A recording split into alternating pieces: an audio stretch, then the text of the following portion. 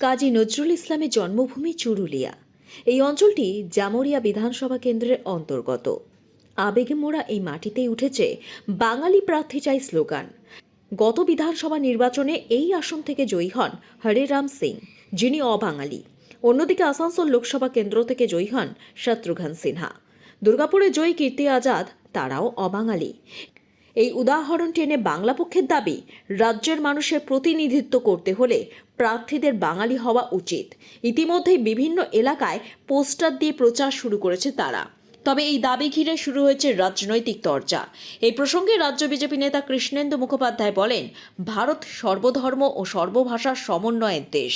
এখানে ভাষাভিত্তিক বিভাজন ঠিক নয়। এখানে কোনো ভাষাভাষীর ভিত্তিতে কোনো কিছু নির্ধারণ হয় না, এই জিনিস চলবে না। আর বাংলা পক্ষ হচ্ছে তৃণমূলের ঔরসজাত একটা সংগঠন। সে ঠিক করে দেবে কোথায় কি বলবে, বাংলা বলবে না হিন্দি বলবে, এটা ঠিক নয়। বাংলা পক্ষের কোনো মুভমেন্ট আপনি দেখবেন না মুসলিম অধ্যুষিত এরিয়ায়। গরিব হিন্দিভাষী যেখানে আছে সেখানে তাদের বিরাট বড় দাপাদাপি। আজকে আপনি দেখুন, আমরা ভারতীয় জনতা পার্টি, আমরা সব জায়গায় আমরা এরকম ভাষাভাষীর কোনো বিভাজন আমরা করি না। তৃণমূল প্রচার করে যে বিজেপি হিন্দিভাষীদের দল। আপনি দেখুন, অথচ সেই তৃণমূলই কিন্তু আসানসোল লোকসভায় ক্যান্ডিডেট করে একজন হিন্দিভাষীকে। এই তৃণমূলই কিন্তু দুর্গাপুরে ক্যান্ডিডেট করে একজন হিন্দিভাষীকে। এই তৃণমূল মুর্শিদাবাদে ক্যান্ডিডেট করে একজন হিন্দিভাষীকে। আর এরাই বলে কিন্তু যে ভারতীয় জনতা পার্টি হচ্ছে নন বেঙ্গলির পার্টি, হিন্দিভাষীর পার্টি, বিহারিদের পার্টি। অ্যাকচুয়ালি বিভাজনকারী দল যদি হয় তৃণমূল কংগ্রেস। এবং আমরা আশাবাদী যে আগামী দিন পশ্চিমবঙ্গে ভারতীয় জনতা পার্টির সরকার তৈরি হলে এই ভাষার যে বিভাজন সৃষ্টি করতে চাইছে বাংলা পক্ষ নামক এই সংগঠন, এই বিভাজন শেষ হবে এবং বাঙালিরাও বুঝতে পারবে। অন্যদিকে তৃণমূল নেতা তথা আসানসোল পৌর নিগমের বড় চেয়ারম্যান দেবাশিস সরকার বলেন, তৃণমূল উন্নয়নে বিশ্বাস করে, ভাষা বিভেদে নয়। একটাই জিনিস, অল ইন্ডিয়া তৃণমূল কংগ্রেস একটা ভাবেই দেখে জিনিসকে, সেটা হচ্ছে মানুষকে সার্ভ করা, মানুষের সাথে মানুষের পাশে। এবং এটা আমরা জাতি ধর্ম যে স্ট্রাকচারটা তার বাইরে কেননা রইল, যেখানে ভারতবর্ষে আপনি দেখতে পাবেন আজকে ভারতীয় জনতা পার্টি যেখানে ধর্মের রাজনীতি করছে, সেখানে যদি তার থেকে কেউ বাইরে রয়েছে সেটা হচ্ছে অল ইন্ডিয়া তৃণমূল কংগ্রেস, যেটা মানুষের সাথে মানুষের পাশে থেকে জনকল্যাণমূলক কাজে আরো কি করে বাজেট বরাদ্দ বাড়ানো যায়।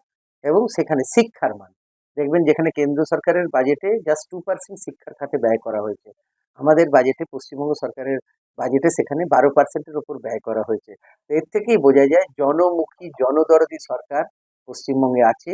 এবং সেখানে তৃণমূল কংগ্রেস যেহেতু তার কাণ্ডারি, আমাদের কাণ্ডারি মাননীয় মুখ্যমন্ত্রী শ্রীমতী মমতা বন্দ্যোপাধ্যায়, সেজন্য এখানে আমি মনে করি যোগ্য দল যাকে যোগ্য ভাববে, যে মানুষের বেস্ট সার্ভিস দেবে তাকে প্রার্থী করবে। জাতি বা ধর্মটা মহান নয়, এটা হচ্ছে খুব সংকীর্ণ রাজনীতি। ভাষার যারা সংকীর্ণ রাজনীতি করে তারা বলবেন। বাংলা পক্ষ অবশ্য তাদের অবস্থানে অনড়। তাদের দাবি, পশ্চিমবঙ্গের প্রতিটি আসনে বাঙালি প্রার্থী দিতে হবে। বাংলা পক্ষর মূল দাবি হচ্ছে 2026 বিধানসভা নির্বাচনে বাংলার প্রত্যেকটা বিধানসভা অঞ্চলে বাঙালি বিধায়ক চাই। পশ্চিম বর্ধমান জেলার মাটি বাঙালির মাটি, 9টি বিধানসভাতে 9টি বাঙালি বিধায়ক চাই। এছাড়াও বিশেষ করে জামুরিয়ার মাটি হচ্ছে কাজী নজরুল ইসলামের মাটি, যে মাটিতে 85% বাঙালি। সেখানে কেন ইউপি বিহার বালিয়ার লোক এখানে বিধায়ক হবে? আমরা চাই এই জামুরিয়ার মাটিতে, এই নজরুলের মাটিতে বাঙালি বিধায়ক হবে। আমরা বাংলা পক্ষ পুরো জামুরিয়া জুড়ে আমরা পোস্টারিং করছি বাঙালি বিধায়কের দাবিতে। যদি বাঙালি বিধায়ক না দেওয়া হয়, কোনো বাঙালির ভোট পাওয়া যাবে না। এটাই আমাদের মূল দাবি। জামুরিয়ার মাটি, নজরুলের মাটিতে শেষ কথা বাঙালি বলবে, বাঙালি বিধায়ক হবে। জয় বাংলা। আমার নাম অক্ষয় বন্দ্যোপাধ্যায়, বাংলা পক্ষ পশ্চিম বর্ধমান জেলা সম্পাদক। ভোটের আগে ভাষা ইস্যুতে তপ্ত রাজনীতি, এটা কি আবেগের রাজনীতি নাকি নতুন ভোট সমীকরণ? বাঙালি বনাম অবাঙালি এই তর্ক কতদূর করাবে? আসন্ন নির্বাচনে এই ইস্যু কি আদৌ প্রভাব ফেলবে? উত্তর লুকিয়ে সময়ের গর্ভে। আসানসোল থেকে জয়ন্ত সাহার রিপোর্ট, এক্সপ্রেস নিউজ।